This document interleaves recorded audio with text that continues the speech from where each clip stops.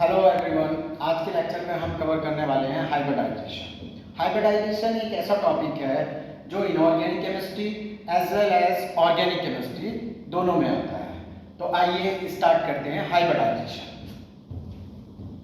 Mixing of atomic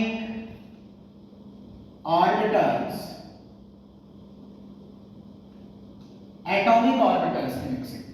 और कौन से एटॉमिक ऑर्बिटल की मिक्सिंग? जिनकी symmetry as well as energy क्या होती है, सिमिलर होती है।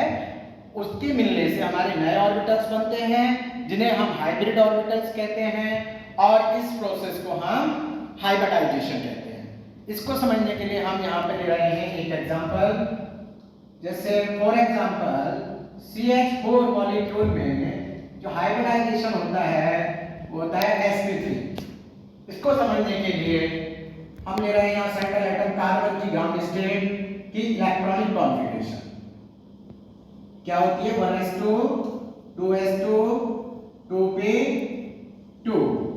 इसको मैं इस तरह से भी दिखा सकता हूं बॉक्स बनाकर कि बैलेंस सेल में 2s में 2 इलेक्ट्रॉन है और 2p में 2 इलेक्ट्रॉन है। ये कार्बन एटम की ग्राउंड स्टेट है। अब आप देखिए कि जब CH4 के मॉलिक्यूल की स्ट्रक्चर है उसमें जो सिग्मा बॉन्ड है वो 4 सिग्मा बॉन्ड है। तो इसलिए हमें बैलेंस सेल में भी कितने अनपेयर इलेक्ट्रॉन चाहिए? 4 अनपेयर इलेक्ट्रॉन चाहिए। इसके लिए हम यहाँ पे क्या करते हैं, कार्बन एटम की एक्साइटेड स्टेट लेते हैं, जिसमें फर्स्ट एक्साइटेड स्टेट लेते हैं जिसमें हमारा इलेक्ट्रॉन 2s सब सेल से निकल के 2p सब सेल में चला जाता है इलेक्ट्रॉन। और इसको हम इस तरह से दिखा सकते हैं कि 2s में after excitation of electron 2s में एक इलेक्ट्रॉन रह जाता है और 2p में 3 इलेक्ट्रॉन हो जाते हैं। तो 2s1 2p3। अब यहाँ पर 2s और 2p के ऑर्बिटल के बीच में क्या होती है, मिक्सिंग होती है। Because of energy between 2s and 2p orbital is almost similar, और सिमेट्री भी 2s और 2p ऑर्बिटल्स की क्या होती है, ऑलमोस्ट सिमिलर होती है। तो इसलिए इनके बीच में क्या होती है, मिक्सिंग होती है। और इस मिक्सिंग को ही हम कहते हैं हाइब्रिडाइजेशन। Hybridisation hybridisation. और जितने, अब यहाँ पे कितने एटॉमिक ऑर्बिटल हैं?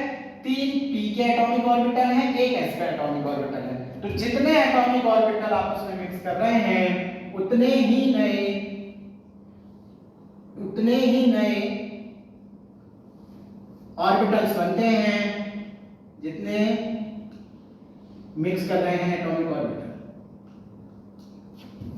sp3 sp3 sp3, और उनका नाम भी क्या होगा, जितने जो ऑर्बिटल एटॉमिक ऑर्बिटल मिक्स किए हैं उन्हीं के नाम पर हाइब्रिड ऑर्बिटल का नाम पड़ेगा। इन न्यू ऑर्बिटल्स को ही हम कहते हैं हाइब्रिड ऑर्बिटल्स। Hybrid orbitals. यहाँ पर s का एक ऑर्बिटल और p के 3 मिक्स किए हैं तो इसीलिए इनका नाम पड़ा है sp3 sp3 sp3 sp3। यहाँ पर 3 अनपेयर इलेक्ट्रॉन थे तो इन हाइब्रिड ऑर्बिटल्स में भी क्या होंगे, 4 अनपेयर इलेक्ट्रॉन होंगे, 3 p के थे, 1 s का। तो इस तरह से हाइब्रिडाइजेशन होता है हमारा सेंट्रल मेटल एटम के रूप में। देन आपका यहाँ पर हाइड्रोजन का electron, single electron 1s electron से 1s इलेक्ट्रॉन sp3 ऑर्बिटल के साथ ओवरलैपिंग करके सिग्मा बॉन्ड बनाता है। डॉटेड इलेक्ट्रॉन हाइड्रोजन के इलेक्ट्रॉन है, और जो सॉलिड लाइन के इलेक्ट्रॉन है वो हमारे सेंट्रल एटम कार्बन के इलेक्ट्रॉन है। इससे जो बॉन्ड बनता है उसे हम कहते हैं सिग्मा बॉन्ड। इस 1s और sp3 ऑर्बिटल के बीच में ओवरलैपिंग से जो बॉन्ड बनता है उसे हम कहते हैं सिग्मा बॉन्ड। तो इस हाइब्रिड ऑर्बिटल्स को, नंबर ऑफ हाइब्रिड ऑर्बिटल जो होता है यहाँ पर, number of hybrid orbitals equal to होता है number of atomic orbitals, atomic orbitals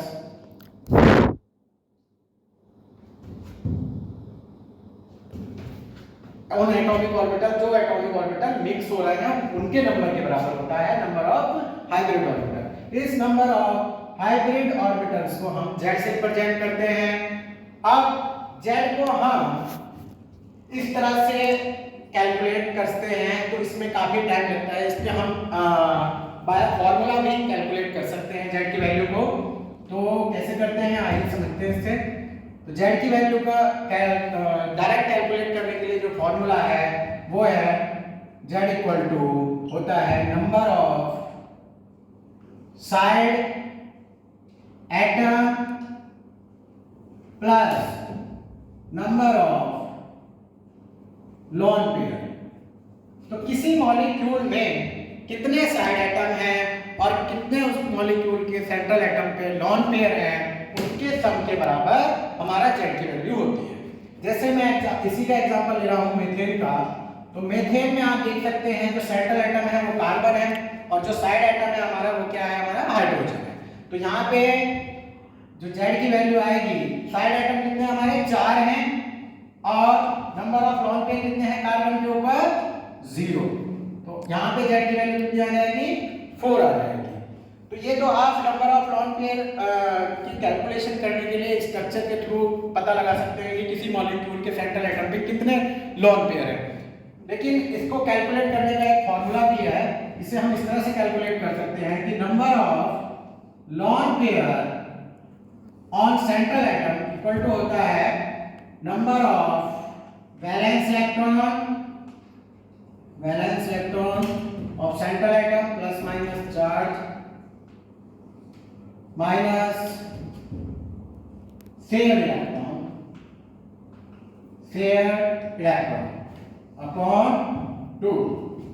यहां पर अगर मैं नंबर ऑफ लोन पेयर की बात करूं कार्बन की, number of lone pair on carbon atom कितना होगा, कार्बन के वैलेंस इलेक्ट्रॉन कितने हैं हमारे पास 4। वैलेंस साइड में कितने इलेक्ट्रॉन थे यहाँ पे 2 और 2 कितना हो गया टोटल 4 वैलेंस इलेक्ट्रॉन हो गए। मॉलिक्यूल के ऊपर कोई चार्ज है, कोई चार्ज नहीं है। अगर प्लस चार्ज होगा तो माइनस करेंगे और अगर माइनस चार्ज होगा तो प्लस करेंगे फॉर्मूले में। और कार्बन में कितने इलेक्ट्रॉन शेयर किए हुए हैं हाइड्रोजन के साथ, यहाँ पे हमने दिखाया था 4 इलेक्ट्रॉन शेयर किए हुए हैं। तो यहाँ पर हम लेंगे 4/2। और कैलकुलेशन जब हम इसे करेंगे तो यहाँ पे हमारी वैल्यू आएगी 0।